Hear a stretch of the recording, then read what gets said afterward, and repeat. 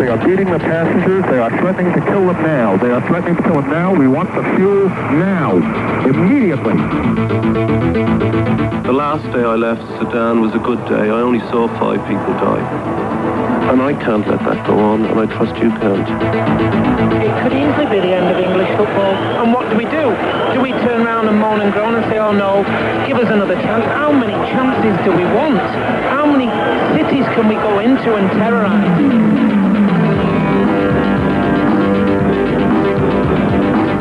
What I saw here last night was an occupying army marching through Hansford, systematically beating up black people, which is the whole crux of the problem in this community, over-policing. Those who talk don't know what's going on, and those who know what's going on won't talk. They're about to shoot a passenger, TWA 847. They are not at the radio. They're about to shoot a passenger. They just shot a passenger, TWA 847. This is a male charter to spread disease and pregnancy amongst the young girls in this country. These young Americans sent a message to terrorists everywhere. A message you can run, but you can't hide.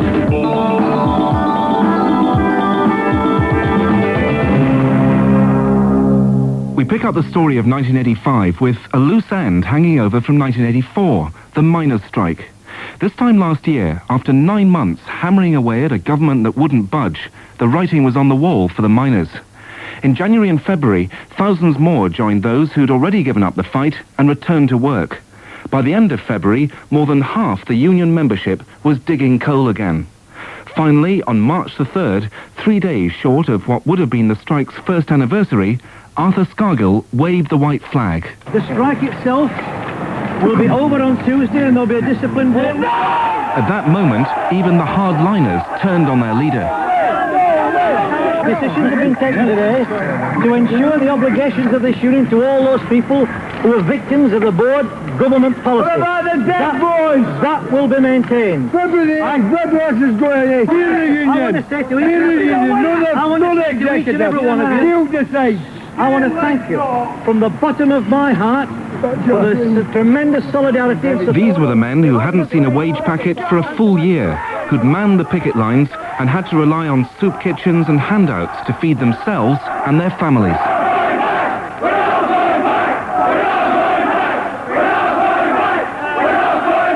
Most striking miners, though, did go back to work straight away. We should like to have gone back under a negotiated settlement, but having said that, we are going to go back to work with ZLZI because, I mean, we've got it 12 months, we've got it as best shot, I'll put it that way. Events has overtaken us. The membership have decided by their feet that they're going back, and I think the National Delegate Conference has taken a sensible decision.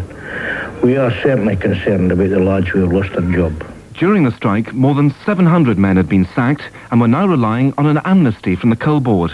But spokesman Michael Eaton stamped on any suggestions that, now the strike was over, they'd forgive and forget. We've made it very clear there's no question of people who've been guilty of very serious crimes against property, against people, against the colleagues.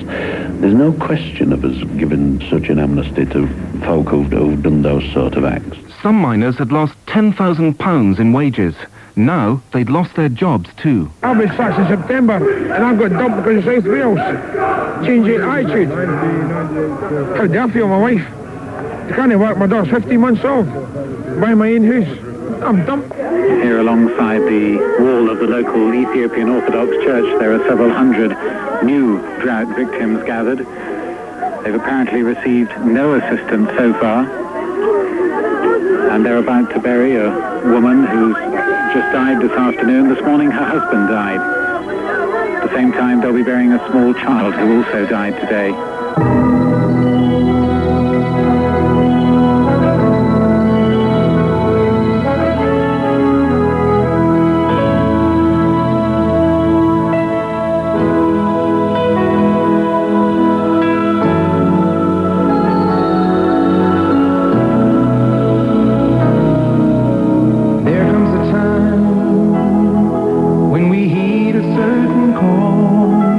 When the world must come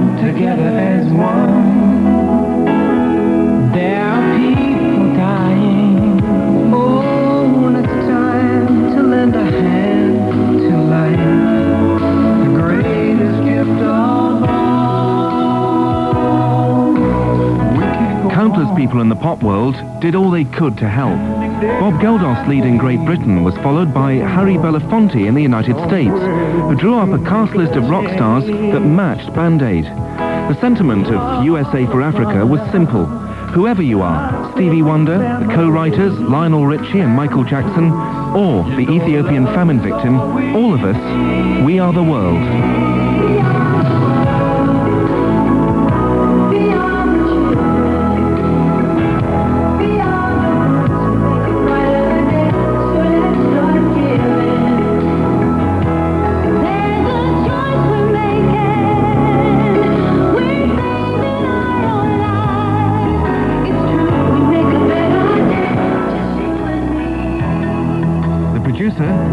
Jones.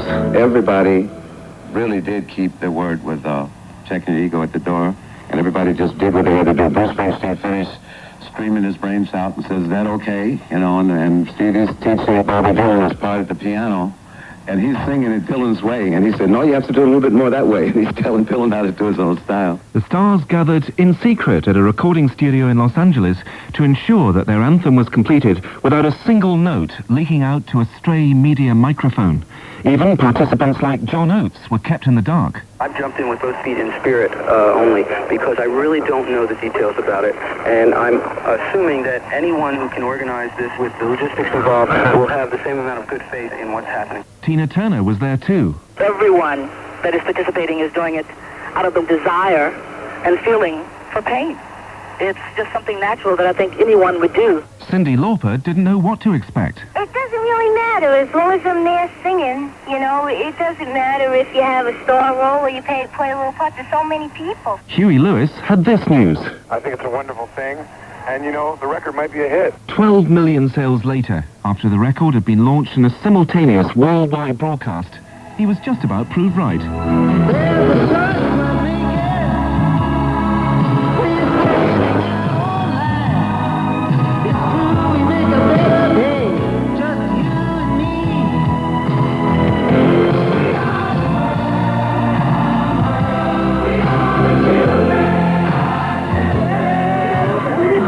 Away, there's a woman and a score of children scratching in the soil for seeds that haven't taken. And from the site of the largely parched hillsides around the town, there's very little prospect of any worthwhile harvest in this area this year.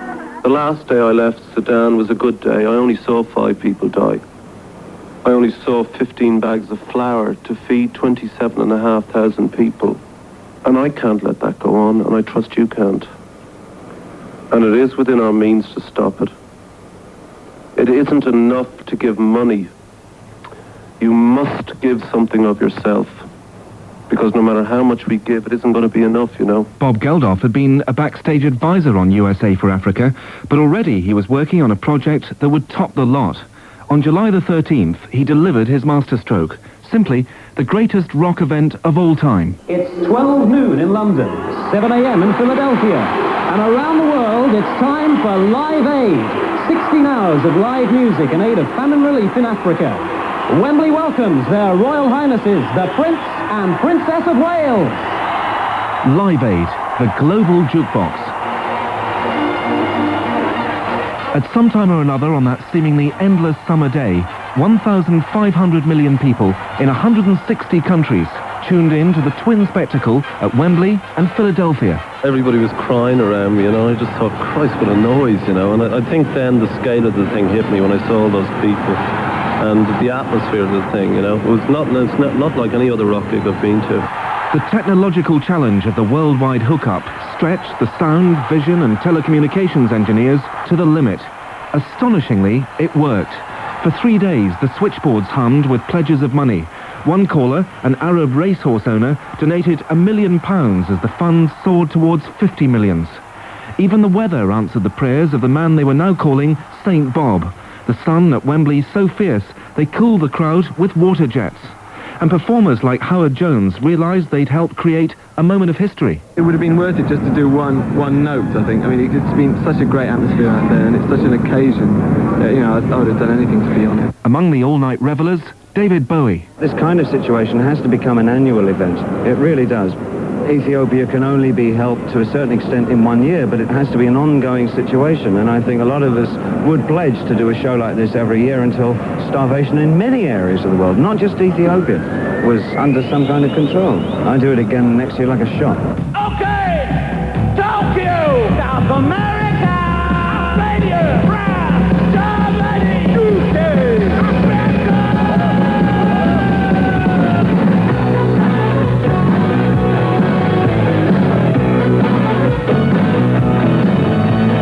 calling out around the world. Are you ready for a brand new beat? Summer's here, and the time is right. We're dancing in the street, dancing in Chicago. Not dancing in the streets, fighting on the terraces, and that, combined with a single horrible accident, made 1985 the blackest year in the history of English football. The first serious eruption was in March at a cup tie in Luton. Something like 10,000 Millwall supporters travelled north from London, many of them bent on terrorising the local residents. The police found themselves seriously undermanned. After the match, riots that I witnessed myself. The Millwall fans who were penned in down on one side of the ground appear to have broken through a barrier, and up to 1,000 of them have now invaded the pitch. Until then, the police seem to have established a measure of control, but now there are seat covers, cushions, all kinds of debris being ripped out of the terraces and being thrown across the field. The police now are mounting a counter-attack. 31 police officers were injured, and daylight revealed a trail of damage to the ground, to neighbouring houses and shops, to cars, trains and coaches. 8 weeks later, in Birmingham, Leeds supporters, some of them armed with lumps of concrete, turned the St Andrew's ground into a battlefield. As people rushed to escape, a perimeter wall collapsed on top of a 15-year-old boy who died beneath the rubble. At that moment, news was coming through from Yorkshire of an even more sickening tragedy, but this time the thugs weren't to blame. An end-of-season game between Bradford City and Lincoln. From his position at the back of the wooden grandstand, Tony Delahunty of Pennine Radio is commentating early in the second half. And we're on fire here at Ballybraid. The whole end of the stand at one side is actually in flames now. I can see the orange of the flames. The game is actually stopped here at Ballybraid, and they're running out of the ground now from that far end at this moment. And I'm hoping that the police, I can see some policemen's helmets over there, can control this. It looks like there could be a situation of panic, but all the time people are spilling onto the pitch, and we can see the flames going up into the air there. We're getting reports outside that steam is going over, and people are running around. They're running around beside us. They're running around all around us, and people are saying, get onto that pitch. People all the time spilling onto the pitch. The game is stopped. Mickey Bullock, you can see above me. What can you say? The whole stand is on fire, Tony. It's an absolute, and it's spreading quickly. There's going to be problems, Tony. Let's get all those people out of there. Let's get those people. Just take your time. Don't rush. Go down there. Take your time going down there. Don't pull on the wires. Keep the electrics over there. Keep them. Take their time. Don't rush. Don't push. Wait for the kiddies. People are coming round us. You can hear the heat. The smoke coming everywhere. We are going to have to disconnect very shortly because it really is flaming all the time. We're taking a break. We're getting out of here too. Not a moment too soon. Within minutes, the grandstand was totally destroyed. As millions watched horrified on television, some spectators literally caught fire. Others reached a turnstile behind the stand, found it locked, and died in a heap. A handful who were pulled out alive with terrible burns died later in hospital. The eventual death toll was 56. There was people still fast that couldn't get out, and I saw them smouldering and on fire, and people dying, and it was unbelievable. I saw an old gentleman trying to get out. He was covered in flames, and I couldn't get near him. And that'll be with me for the rest of my life. The government had to act, and did, appointing a judge to investigate the safety of soccer grounds and ways of curbing the violent supporters. But no sooner had Justice Popperwell begun his work than there came another disaster, this time overseas at the Heysel Stadium in Brussels. But the main culprits were English, Liverpool supporters, there for the European Cup final against the Italian champions, Juventus.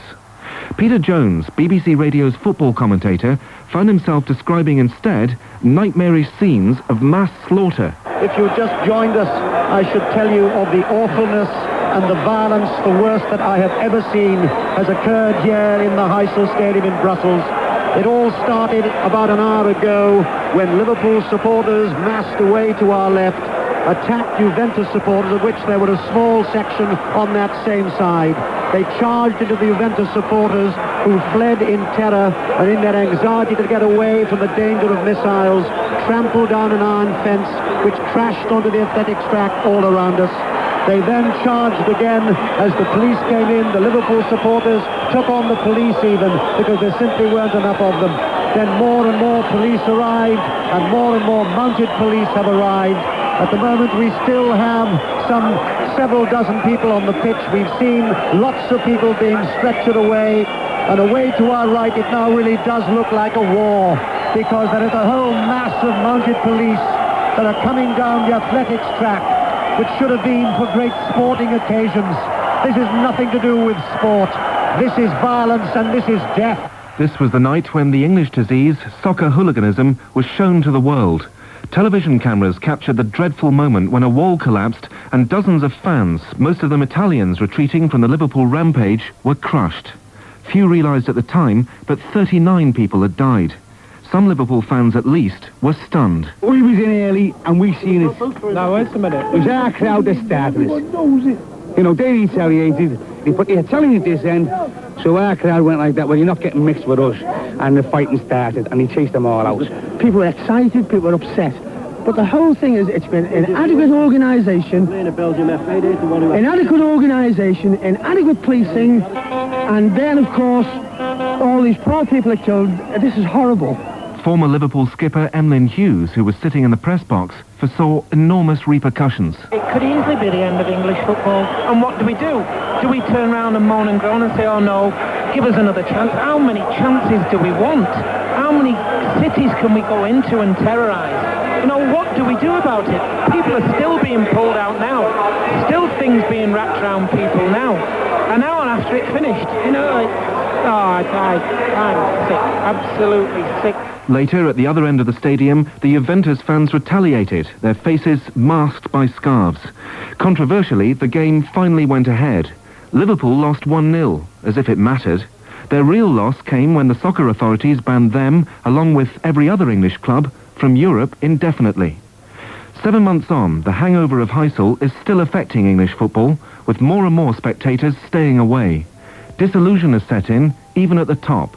Joe Fagan, for example, who devoted his whole life to football, bowed out as Liverpool manager on that fateful night, May the 29th. I don't know what's happening to the football.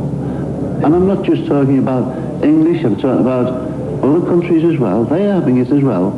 And I don't know why. I don't know why they do it. It's not a football match now. And maybe at the end of the day, I'll be thankful to get out of it. So what a horrible thing to say. Being in the game all this time and having to say a thing like that. Proved racist. How can a racist person teach the African minorities children? He denies that he's a racist. It's proved. Whether one person denied or 1,000 people said he is a racist. And he has given statement against African minorities, parents, their children, their countries, and the community.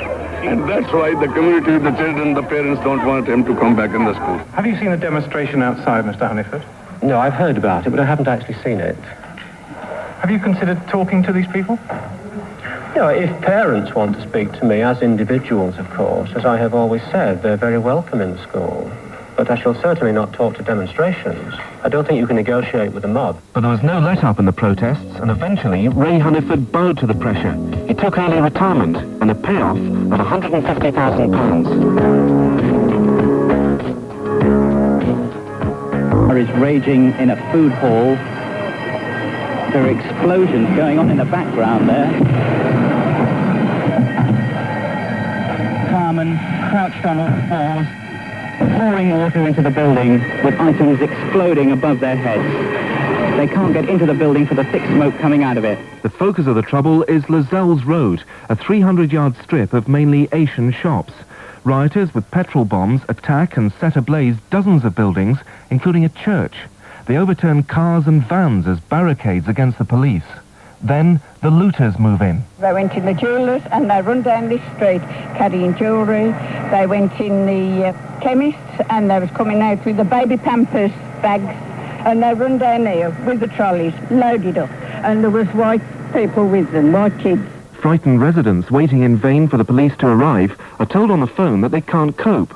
It's well after midnight before peace is restored. My shop is completely gutted, and the 5 shops in the block are completely gutted. And we're the lucky ones, because our walls are still standing. One woman phoned up, she said, how's my shop doing? She says, there's nothing left of your shop. She couldn't believe it. She could not believe it. And I don't blame her. Next morning, as firemen pick through the remains of a burnt-out sub-post office, they discover the bodies of the 2 Asian brothers who ran it. So why do these atrocities happen in an area frequently held up as a model of good community relations? Was it the simmering unease between the West Indians and the Asians? A case of wanton criminality, unconnected with racial hatred? Or, as many blacks believed, had the police overreacted? What I saw here last night was an occupying army marching through Handsworth, systematically beating up black people, which is the whole crux of the problem in this community, over-policing. And that is what sparked off the initial confrontation, the insensitive treatment that people in this community have had to put up with for years and years at the hands of police. The police had their own uncomplicated view about what caused the riot. West Midlands Chief Constable Geoffrey Deere. A gang of young hooligans, and that indeed is what they were, having arrived as it happened to wash a fire engine, suddenly began to get perverse enjoyment out of throwing things at the firemen and then went on to looting and found that it was relatively easy. But any crowd, once it gets some sort of bloodlust up, is a terrifying thing, and I think that's what happened last night in Handsworth. Some weeks later, when he'd studied the full facts, Mr. Deere took a different line. It was an organised assault on the police, he said. But that still failed to explain the ferocity of the flare-up. Some put it down to the frustration of the unemployed. There's no jobs for the young blacks down there. But what happens was, in Handsworth, because nobody listens to them, they separate shops on fire. Not because they want to, because they have to do it to get Handsworth notice. I feel appalled because I have to come up here, and people, there's a supermarket there called Food City. It's low-cut prices, and everybody, black or white, has to shop in there. Now it's burnt down to the ground. We spoiled it for ourselves, but at least we're going to get noticed. Now we'll get noticed in Handsworth. But local MP Jeff Rooker didn't accept that. The fact is, the criminal element took over. They burnt empty factories as well as full factories.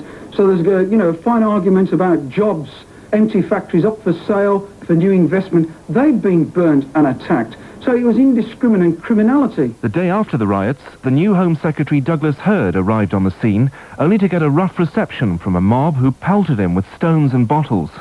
Mr. Hurd was hustled away, and later, safely out of range, he tried to play down the incident. I'm more conscious of having been stabbed. Nothing has hit me. Don't forget, I've been Secretary of State for Northern Ireland. Come on now, gents. Plenty of pictures. Now, just get out of the way. The police, with only 33 men on the streets when the trouble started, had been caught napping. But Deputy Chief Constable Leslie Sharp said there was good reason for that. Not 24 hours before the riot, we were dancing on the streets with the people of Handsworth in their carnival and their festival. A peaceful and joyous occasion where local politicians and local community leaders were almost congratulating us and the community for 4 years of almost perfect harmony. But many blacks in Handsworth remained unimpressed by government efforts to revive the inner cities. I'm black. I live here. My children are growing up here. My mother lives here. My brothers live here. My friends live here. I work here. And I have seen this over and over and over again. And each time the government or local authority or whatever puts a few £1,000s into a few people's hands to beat steel drums or do dancing or something. All the work that was done on the inner city program, white people. Any new building, white people. The mood now spread across the country. September, Brixton and Peckham in South London. Toxteth in Liverpool. Early in October, the worst riot yet. A 49-year-old black woman, Cynthia Jarrett, had collapsed and died while police searched her home at Tottenham, North London. The next day, Sunday, October the 6th, local blacks staged a demonstration outside Tottenham Police Station. Throughout the afternoon, troublemakers grouped at the notorious tower block estate of Broadwater Farm. In the evening, the most destructive riot in the history of mainland Britain. We had a peaceful demonstration at Tottenham Police Station and that. And then when I came home to the farm, police were coming in with vans first. And they were plotting around the farm. And then after that, everybody just started throwing stones and that. They started throwing stones back and chanting, like they wanted to have this war, like it was a war for them. You know? You're saying the police were actually throwing stones? They were throwing stones. I would know that myself because I was hit with one myself. I mean, so I directly know they were throwing stones and they were chanting until they heard the real Zulu warriors, till they heard the real chants. That's when they were backing off. As far as I'm concerned, they know now. They know directly what we stand for and what we mean. And if they come over here again with any of that kind of shit, they're going to get the same treatment. On the music scene, 1985 was Madonna's year. She was all over the British charts, got married, and broke into films.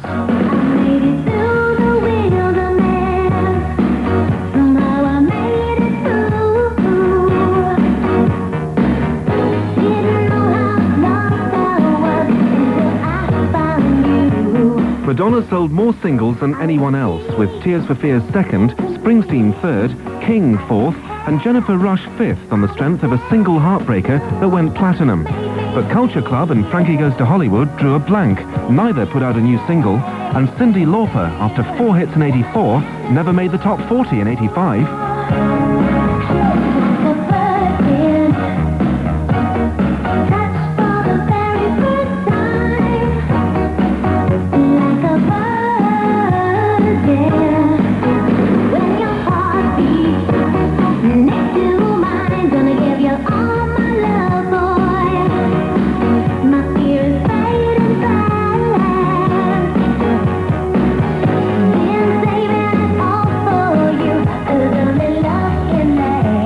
Madonna didn't come to Britain in 85, but 3 American rock giants did.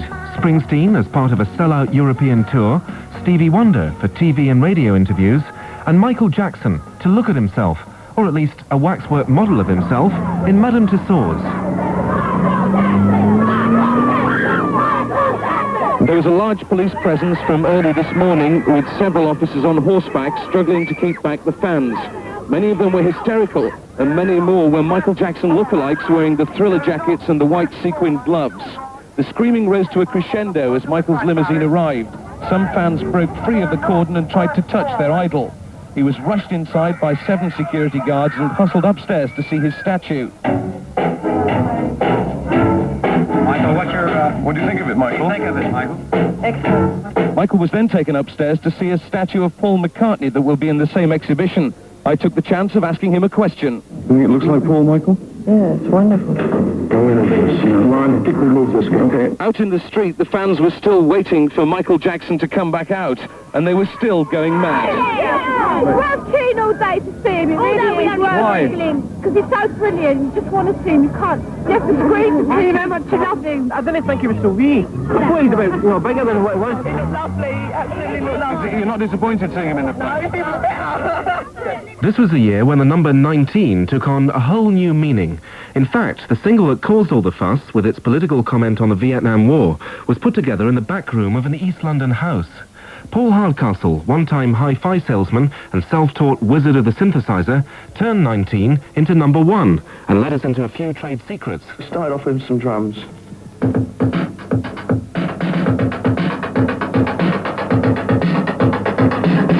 Then came the vocals. Exposed to hostile fires almost every day. There's some bass.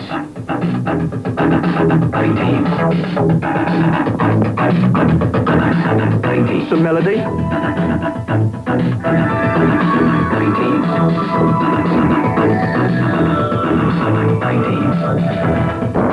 Pressure was growing from around the world for a relaxation of apartheid. Many countries, though Britain wasn't among them, imposed strict economic sanctions. When, in August, Botha decided to speak publicly about future policy, it was widely hoped that he'd announce concessions. But the message instead was a resounding no change. Destroy white South Africa and our influence in the subcontinent of Southern Africa, and this country will drift into faction strife, chaos, and poverty. For Desmond Tutu, the campaigning Black Bishop of Johannesburg, it was another opportunity for peace missed. I had expected a statement-like expression of where we were going, a dismantling of apartheid and the offer of genuine negotiations with every section of our community.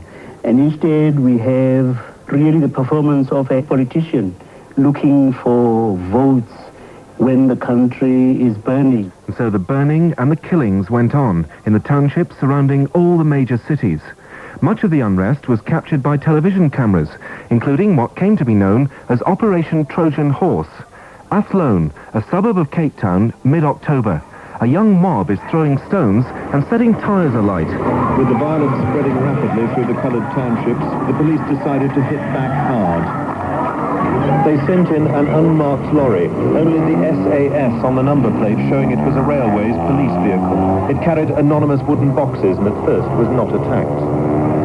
The trouble continued, though, and the lorry was ordered to make another run. This time, the crowd started to stone it. As the lorry slewed to a halt, a squad of policemen emerged from the crates, firing shotguns at the rioters. The police said they were using a birdshot designed to sting rather than penetrate, but 3 of the youngsters, including a 9-year-old boy, were killed. Atrocities on that scale, beamed around the world, heightened the level of outrage overseas and further embarrassed the authorities in South Africa. Now they resorted to censorship. Declaring that the presence of TV cameras merely fanned the flames of the riots, they banned them outright from the hotspots and clamped down too on press photographers and many journalists. So for the last 2 months, most of our South African news has come via official police reports, which are known to play down the violence and the rate of casualties. All the signs suggest that there's been no let-up in the bloodshed, as when police shot dead 12 people at Mamelodi Township in mid-November. A surprise visitor at the mass funeral was Nelson Mandela's wife, Winnie, emerging as the figurehead of black protest, who defied the authorities by addressing the crowds. We are here as testimony to the fact that the solution to this country's problems lies in these black hands. This is our country. We are here today to tell you that that day is not far when we shall lead you to freedom. Steve Cram emerged from the shadows of Coe and Ovett to break 3 world records in 19 days. England's cricketers beat Australia to regain the Ashes, and then one of them, Ian Botham, walked from John O'Groats to Land's End to raise £500,000 for leukemia research. Golf's biggest prize, the Open Championship, had a rare British winner, Sandy Lyle. Lester Piggott retired, and the greatest jockey of modern times enjoyed his first decent meal in 30 years. Barry McGuigan became an Irish folk hero as he slugged his way to the world featherweight boxing crown. Another Irishman, Dennis Taylor, turned his spectacles upside down and potted the world snooker title. But the biggest sporting sensation was reserved for one of the summer's rare fine days. 2 match points is thrown away. Remember, he had 1 on the current serve earlier, but here is the third. Left-hand court, Royal Box End, serve, up and ace! Championship. The Wimbledon fairy tale has reached a happy ending. Wimbledon history has been made. The youngest Wimbledon men's finalist of all time, the first conceded player to win the title, Boris Becker, 17 and a half years of age, and the first German to win a Wimbledon final. I think for Germany it's very important that somebody win Wimbledon, and this is a German. I think in the past we haven't got an idol like Sweden has or United States has, and maybe now I'm idol for Germany, and I think that's very good for the tennis. When you go back to Germany, you're not really going to be able to walk down the street anymore, are you? Yes, I think so. That's a little bit the bad parts of winning. Will you welcome all this attention, all the photographers and all the interviews and everything else that goes along with being a champion? I think not everybody is winning Wimbledon, so I accept it, and that's it. The centre court stand for the 17-year-old, the youngest ever to win that golden trophy. While the new champ Boris Becker never lost his modesty, Roland Rat scarcely knew the meaning of the word.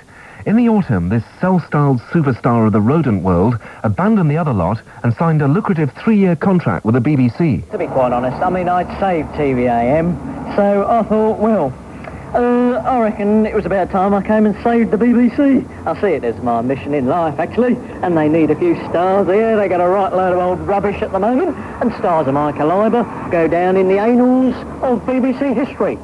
Well, everyone knows you're a superstar and very rich and the BBC's poor, so how can we possibly afford you? Yeah, I'm on a special deal. Yeah, I am on 10% of the initial licence fee, so work that out for yourself.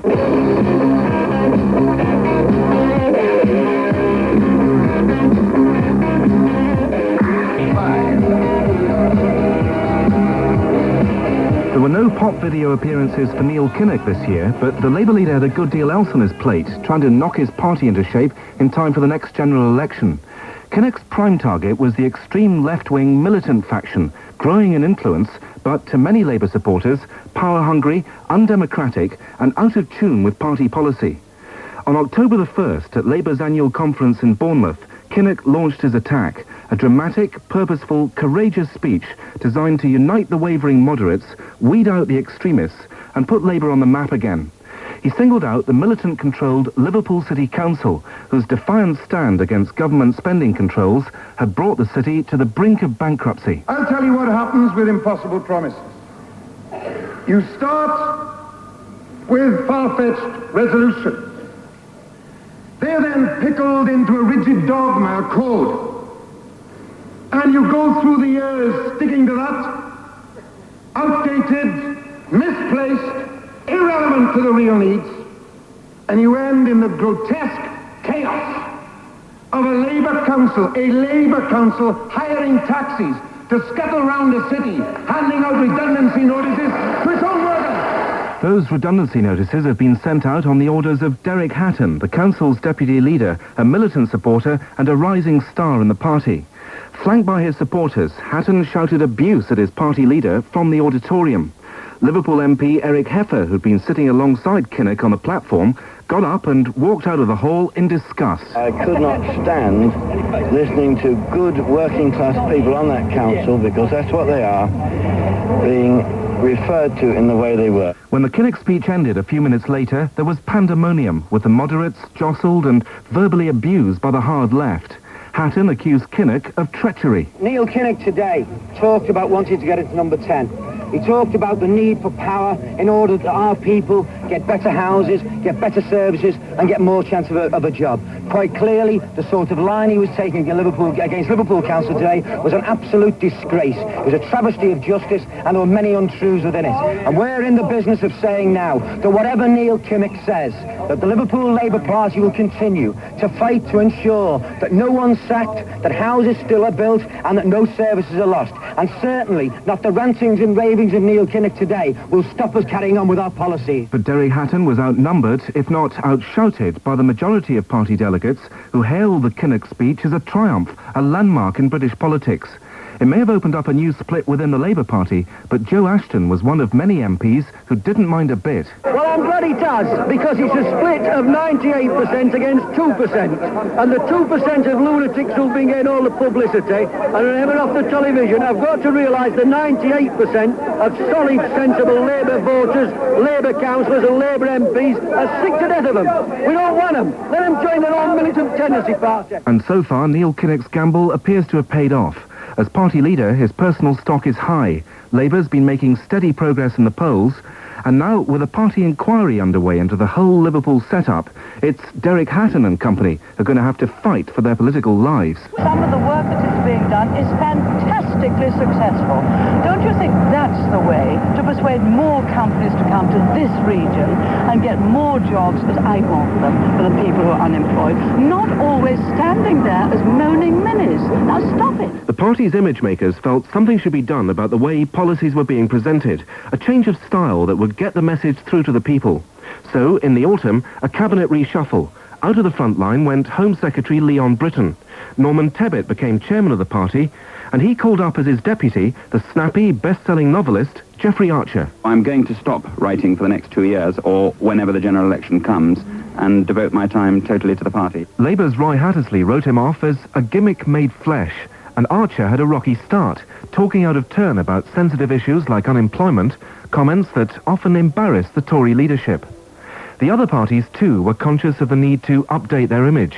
Labour drafted in Billy Bragg for their nationwide Jobs for Youth tour, and the Social Democrats hired John Cleese to keep the TV audience switched on. Oh, Oh, I'm sorry, but this is a party political broadcast. You know how boring they are. This one, I'm afraid, promises to be quite outstandingly tedious because it's all about proportional... I'm sorry. Oh, proportional representation. Don't complain to me if it's boring, because I know in advance what I'm going to say, so the level of boredom I shall suffer during the next 10 minutes will be really appalling, compared even with yours. Anyway, I expect there's some snooker on another channel, probably on all three. So, proportional representation... Whatever the parties tried, their efforts were sure to be lampooned by TV's satirical puppet show, Spitting Image. We met the character who does their Thatcher impersonations. Surprisingly, a man called Steve Nallon, who's mastered not one, but 4 different voices of the Prime Minister. It started off as sort of a whispery voice, the voice that she used in an interview, that soft, sincere, honest-to-God feeling that she has. And then I developed it on from there into a different range. She also has that... when she's talking particularly about Europe, when she gets annoyed with Europe. You know, yes, it matters for Britain. Matters for Britain to get the best deal in Europe. That's what matters. There's that sort of voice. And then she's got a very different, even shriller voice for when she's arguing in Parliament. You know, that sort of... The right honourable gentleman doesn't know what the candy is on about. Of course my government has an effective defence policy. That sort of really let loose at that one. And then she's got what I call the Falklands voice, which is also a very patriotic voice. The governments who shirk their responsibility are no government at all. We have been given a great responsibility by a great people, and we cannot let them down. The worst single incident was the Japan Airlines 747 crash in the mountains north of Tokyo. 520 passengers died. The most mysterious, the Air India 747 that came down off the coast of Ireland. It's still not known whether a bomb exploded on board. And the closest to home, the British Air Tours 737 that burst into flames after an abortive takeoff at Manchester Airport. More than 50 died. An extra worry for travellers in the Middle East was the possibility of hijack by terrorists. Twice they apparently breached security at Athens Airport, the first time on June the 14th, when 2 armed gunmen ordered the pilot of a TWA jet to change course from Rome to Beirut.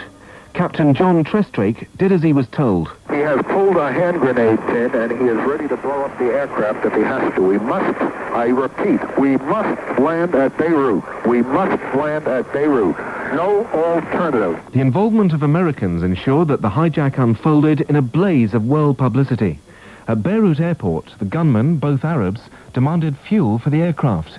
Captain Trestrake had good reason to sound desperate. They are beating the passengers. They are beating the passengers. They are threatening to kill them now. They are threatening to kill them now. We want the fuel now, immediately. Some women and children were released, and then the plane set off for Algiers. There, the hijackers spelled out their demands, principally that Israel should release 700 Shiite Muslims imprisoned in southern Lebanon. Next, back to Beirut, with the hijackers threatening to throw Americans out in mid-air unless permission to land was granted. On the tarmac, the threats turned to action. They are about to shoot a passenger, TWA 847. They are not at the radio. They're about to shoot a passenger. They just shot a passenger, TWA 847. The body of a U.S. Marine is thrown out of the plane. By now, the 2 Arabs have been joined on board by an unknown number of pro-Iranian Shiite Muslims. More women and children are freed, but a rescue attempt is out of the question because the Shiites control a large area around the airport. Among the air hostesses who've been released, there's a mixture of relief and anguish. We are happy to be released. The hijackers did not harm us, and we were treated very well. Our hopes and wishes are for those men who are still on the aircraft. The switchback journey of Flight 847 continued, back a second time to Algiers and a third time to Beirut Airport. At last, 53 hours after the aircraft set out from Athens, the hijackers and their 40 American hostages disembarked. The prisoners were taken separately to heavily guarded hideouts in the suburbs of Beirut. One of them appeared at a news conference and made an out-and-out political demand. If any country is holding hostages of innocent people, citizens of another state, that are not convicted of crimes, that those people should be released. Free the people who are innocent. That's all we ask. This was the hijackers' strongest card, using the hostages to put pressure on Israel, with America powerless to intervene. But US Vice President George Bush, in public at least, wasn't giving an inch. You know, our policy is not to knuckle under to the demands of terrorists. And once we start, we put American citizens at risk all over the world. They're at risk enough now from the fanatics, the bloodthirsty terrorists. Behind the scenes, though, there was frantic diplomatic activity. The days dragged on, apparently in stalemate. The hostages felt intense fear and loneliness in Beirut, but if anything, it was their families back home who suffered most. This was the mother of one hostage. I'm also going to speak for my daughter-in-law, Deborah, who is 7.5 months pregnant and is, at the moment, just not able to come down and speak for herself. Just to say that we are all united in our love for him and in waiting for him to come home. Now a new figure took center stage, Nabi Berri, a Shiite leader who'd lived in America and was in contact with the terrorists. Finally, 9 days into the crisis, a crucial development. Israel announced the release of 31 of its 700 Shiite prisoners, with the remainder to be set free in due course. This, they claimed, had been their intention all along. Their decision had nothing to do with international pressure. Whatever the reasons, the American hostages were released too, and came together for a roll call. Ed Whitmore. Here. Stephen Willett. Here. Benjamin Zimmerman. Is everybody ready to go home? The hijackings didn't end there, but neither did America's determination to resist them. When Palestinian gunmen seized control of the cruise ship Achille Lauro in the Mediterranean, President Reagan's warplanes intervened, diverting the airliner carrying the terrorists to a US airbase in Italy. There was powerful resistance too from Egypt, who sent a squad of commandos to Malta to storm a hijacked plane that had landed there. Many innocent passengers died in the shootout, but would-be hijackers have been given notice that Western governments won't easily yield to their demands. The American people are not, I repeat, not going to tolerate intimidation, terror, and outright acts of war against this nation and its people.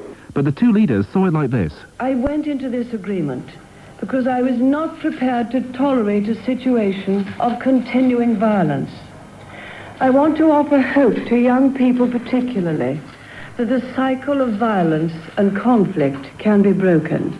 Our purpose is to secure equal recognition and respect for the two identities in Northern Ireland. Nationalists can now raise their heads, knowing that their position is and is seen to be on an equal footing with that of members of the Unionist community. Without making any constitutional changes, the agreement gave Dublin a say in the running of Ulster for the first time since the partition of Ireland in 1921. But if the Loyalists didn't like it, neither did the hardline Republicans. Sinn Féin President Gerry Adams said there was nothing in the agreement to make him urge the IRA to end violence. Added to that, there was confusion when Tom King, not long in his job as Northern Ireland Secretary, said in an after-dinner speech that nothing would change. The Prime Minister of the Republic of Ireland has in fact accepted that for all practical purposes and into perpetuity, there will never be a united Ireland. It was a major diplomatic blunder that upset Dublin, Mrs. Thatcher, and highlighted the difficulty of trying to please both communities at the same time. But for once, Mrs. Thatcher could count on overwhelming support from all the main parties at Westminster. There was a whisper of protest from her own right-wingers, and a Treasury Minister resigned. Otherwise, only the 15 Ulster Unionist MPs resisted, carrying out their threat to resign their seats and stand again in by-elections next month. If Ian Paisley and the others do well at the polls, they'll expect Mrs. Thatcher to give ground, because they've warned she can't govern Northern Ireland without their support. Or a big gremlin was the nasty ones, more reptilian. How much do you practice? I really don't practice. I use my voice a lot. Sometimes I'll get to where the sound becomes better than a word. If I wanted to describe Ronald Reagan's hair, I go... sort of says it all, right? Slick back. Yeah, you know what that means, Or Nancy Reagan's is more puffed out, Margaret Thatcher's is bing, bing, bing, it looks hard to me. Well, to play us out, I think we ought to have a few more of your rather more astonishing sounds. A pigeon taking off? Oh. How about a jungle montage?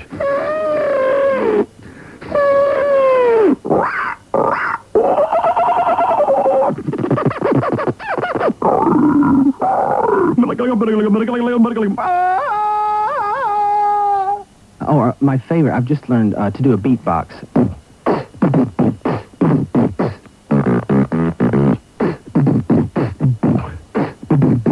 I'll go with my own personal theme music. How about that? Okay. It's sort of slow and based on Archie Bell and the Drells and Motown and so forth. Ready? Thanks a lot. Fred Newman, whose talents brightened up another year on the Newsbeat. In November, the night sky brightened up too, a faint smudge of light signaling the once-in-a-lifetime return of Halley's Comet. But 1985 turned out to be an ill-starred year for the inventor, Sir Clive Sinclair, whose electric trike, the C5, got the cold shoulder from the public and sank without trace. There was a sinking feeling, too, for Richard Branson when his powerboat, Virgin Atlantic Challenger, was holed 100 miles short of an Atlantic crossing. And down went Simon Le Bon and his yacht Drum when heavy gales hit the Fastnet race. On the other side of the world, the Greenpeace flagship Rainbow Warrior blew up and sank in Auckland Harbour as the anti-nuclear brigade were preparing to disrupt the French testing program in the Pacific. Eventually, France admitted responsibility and 2 top men were sacked. The Soviet Union lost a president in 1985, Konstantin Chernenko, who'd been dogged by ill health since taking office. Britain mourned the deaths of fashion designer Laura Ashley, journalist James Cameron, and comedian Dickie Henderson. The film world lost Orson Welles, Yul Brynner, and Sergeant Bilko, Phil Silvers. But most of this year's sad news was reserved for distant lands.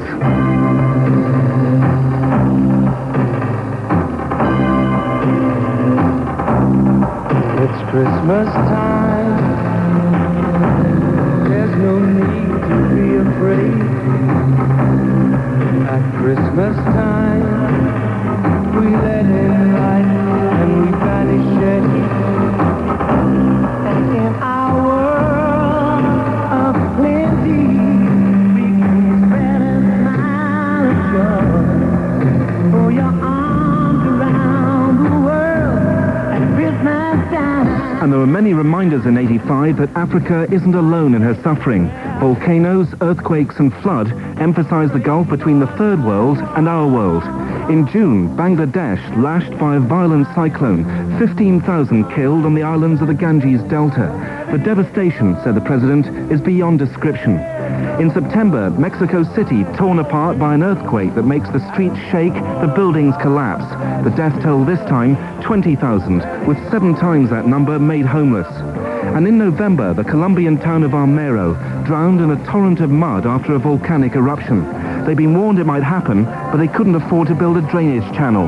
The dead numbered 25,000, but the survivors, deathly figures themselves, caked in mud, had precious little life to look forward to, their fields totally submerged.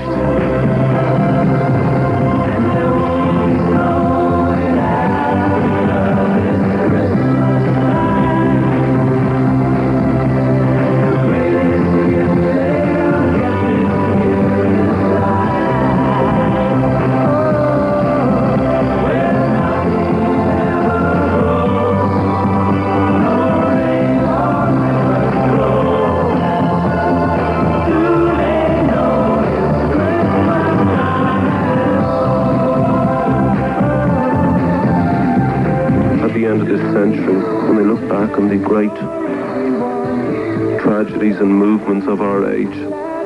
Certainly this famine, which potentially will kill 100 million people, is one of the great shameful things of our time. And I find it an indictment of us and a pathetic way of living that a piece of plastic 7 inches across with a hole in the middle is the price of someone's life this year.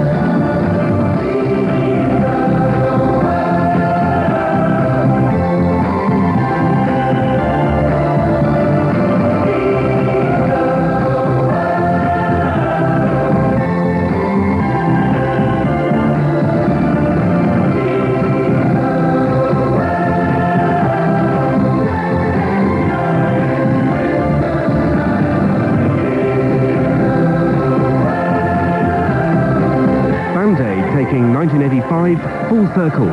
Newsbeat 85 was produced by Tony Jones and put together in the studio by Annie Gardner, Tracy Hobbs and Simon Calder. From me, Frank Partridge, and the rest of the team, have a happy and peaceful 1986.